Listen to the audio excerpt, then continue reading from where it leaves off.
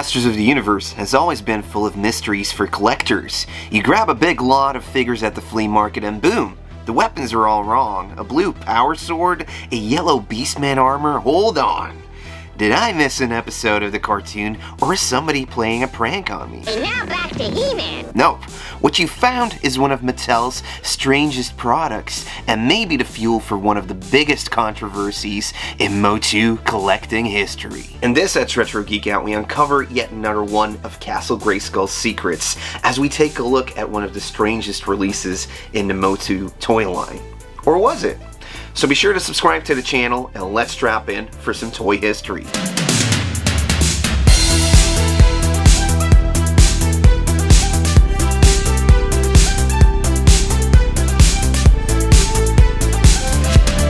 The year was 1984 and kids were still recovering from what was supposed to be the last Star Wars movie. The Kenner toys had dominated the toy market the past couple of years, and Kenner had now put their hopes into the new Superpowers collection line to continue its success.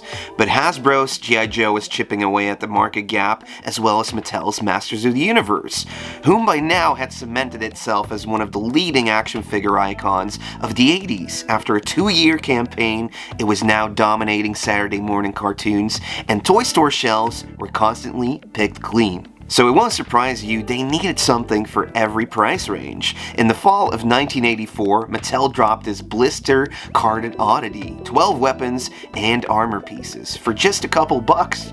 No new sculpts, just wild recolors.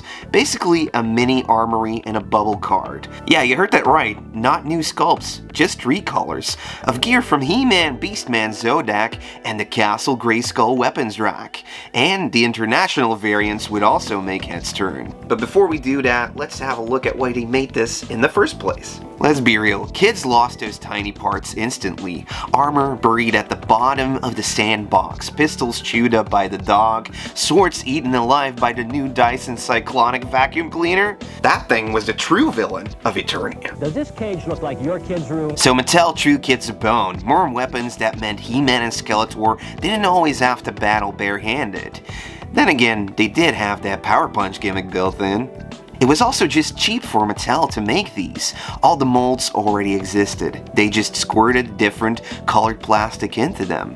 No new tooling bills, just new packaging. A blue sword here, a yellow armor there, suddenly your old figures look brand new.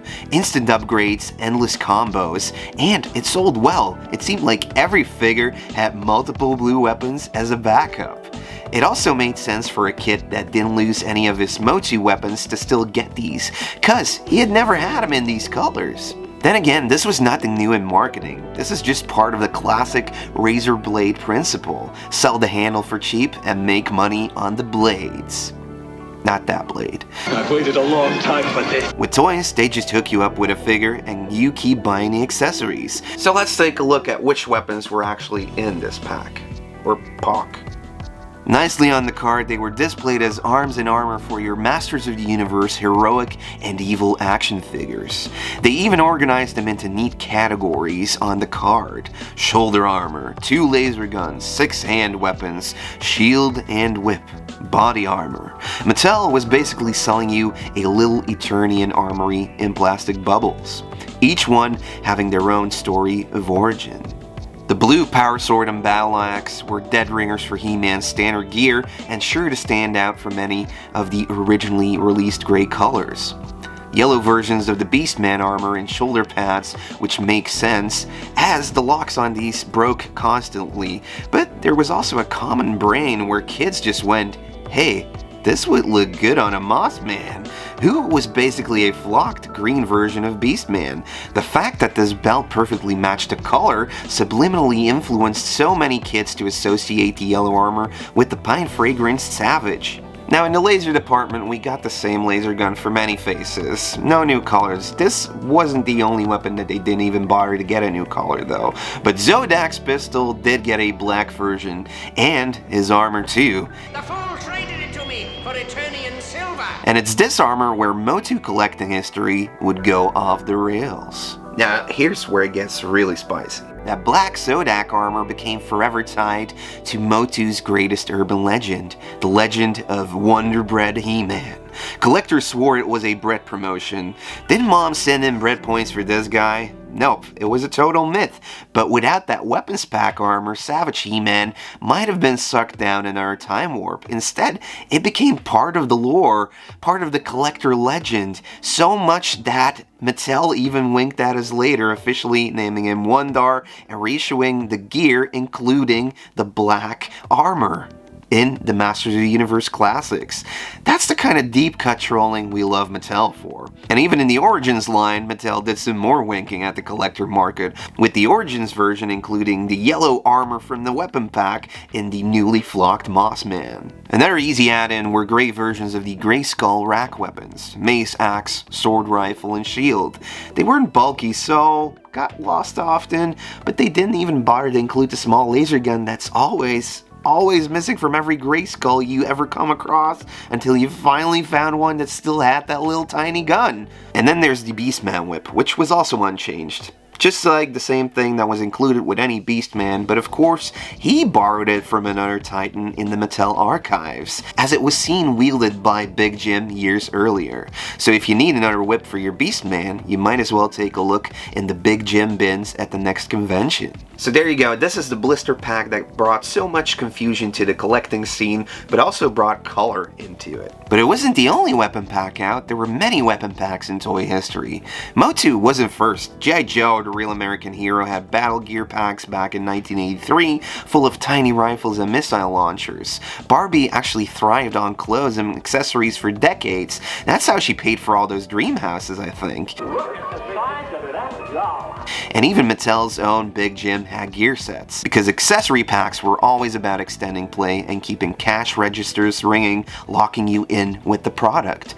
But the MOTU weapons pack stands out because the colors were so offbeat. They looked like mistakes, and that's why kids and collectors noticed. And a little later, collectors would start noticing the international variants. Obviously, MOTU was on top of the world in '84, so Mattel shipped this concept worldwide.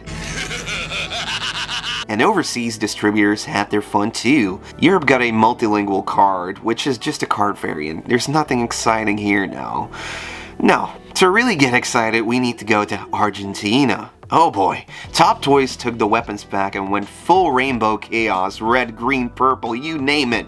But it's because they popped different weapons in there, and it's because they just popped the weapons in there as they came out in the Top Toys version. Was nothing new about it, but it looks so different for us. These were just the original colors. Then again, it makes the Top Toys version look like an Eternia's acid trip armory compared to the bland colors of the original pack. Collectors today love to add variants like this. And when Mattel does something, you know the knockoffs are gonna follow. Imperial Toys was already making those big rubber dragons to battle your He-Man, but they also made warrior weapon packs. There were big bright red and blue back cards that showed you axes, swords, and daggers. Totally unlicensed, but perfectly scaled for 5.5 fantasy figures. They didn't need to make the figures, but anything the figure could interact with or have as an add-on, a complementary product, was pretty much fair game.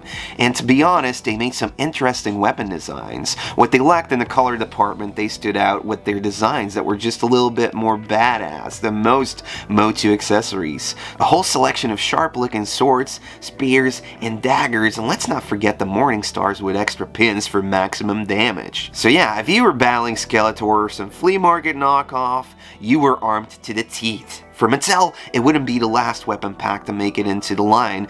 They went with full-on ideas and gimmicks like the Mega Laser or Stilt Stalkers, but never again we would get plain weapons kids could go nuts for and replace their lost ones with. In the Masters of the Universe Classics line, they would also pay homage to the pack with their End of Wars weapon pack and the Great Unrest pack, amongst others. So next time you see a blue sword or a yellow Beastman in a lot, don't panic. You didn't miss a secret variant. you just stumbled onto Mattel's 1984's weapon pack. The oddball armory that confused kids, fueled the Wonderbread myth, and made MOTU collections look a whole lot weirder and more colorful.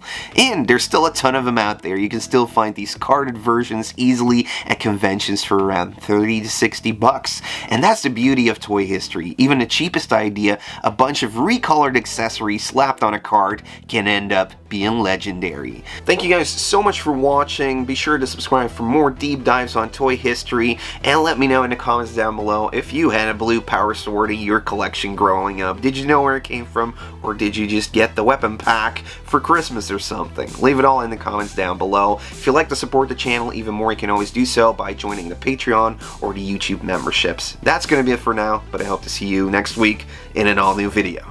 Bye!